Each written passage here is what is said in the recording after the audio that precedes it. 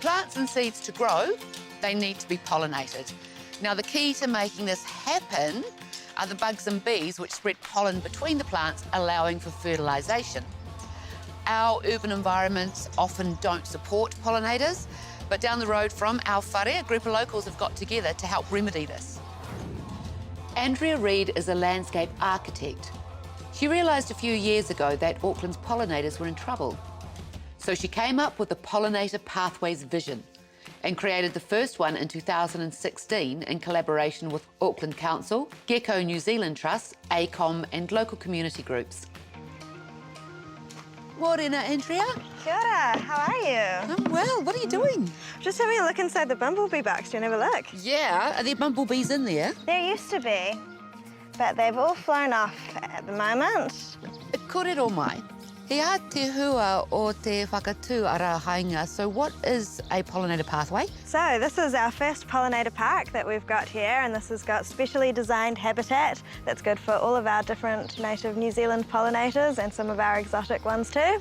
And it's going to form a pathway that connects the park that's over there and the park down this way together so that the pollinators can travel and connect more easily with each other. Ko wai rātou, who are they, the pollinators that live here?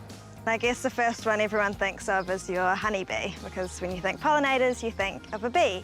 And then bumblebees and little leafcutter bees, which live in that little home over there. We've got lots of different birds, so we've got tuis and fantails and silver eyes and things like that. And we've got lots of lizards and copper skinks that also pollinate, which is one that people don't think about.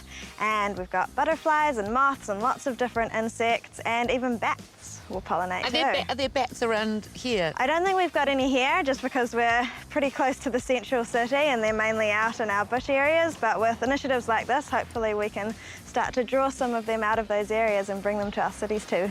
He aha ngā āhuatanga, what are the key things that you have added to make it a pollinator park? So we've got some quite cool things. We've got some leafcutter bees over here, and you can see all these little holes in there. That's where the leafcutters will go, and they'll grab a piece of leaf and they will rip it off into a little curve shape, and they'll roll it up and they'll put it inside these little holes, and then they'll lay their eggs inside it. And this one over here, what is? So that one's another bumblebee box.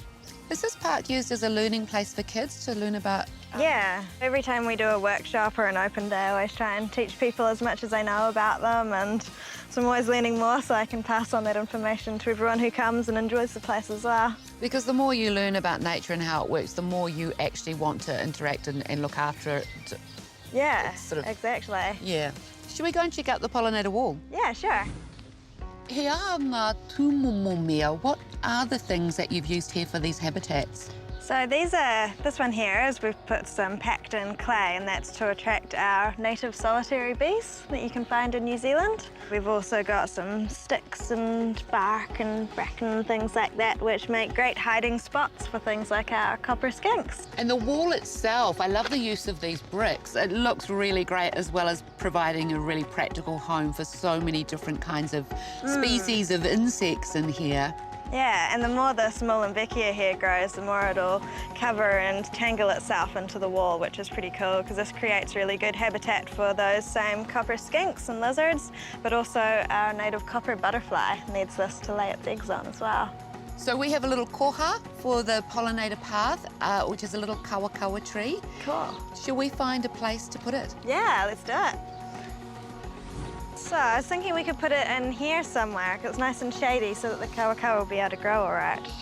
What do you think? In that, right in the centre here, sort of where that spot here.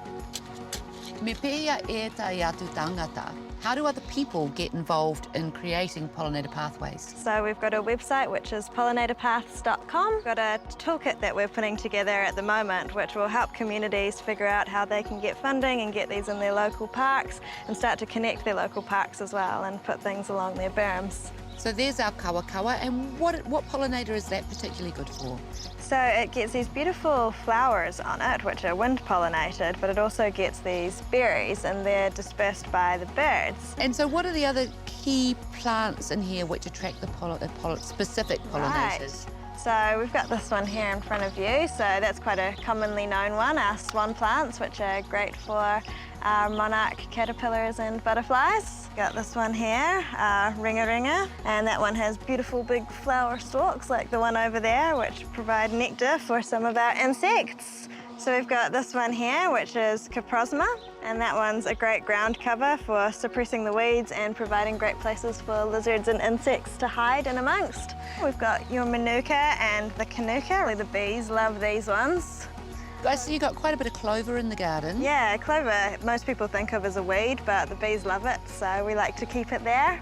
So it really provides a habitat for so many different kinds of species in here. And it looks pretty at the same time. It's really accessible to the public. It's really nice that people can walk through here and see what's going on. And so thank you for making this the first pollinator park in New Zealand.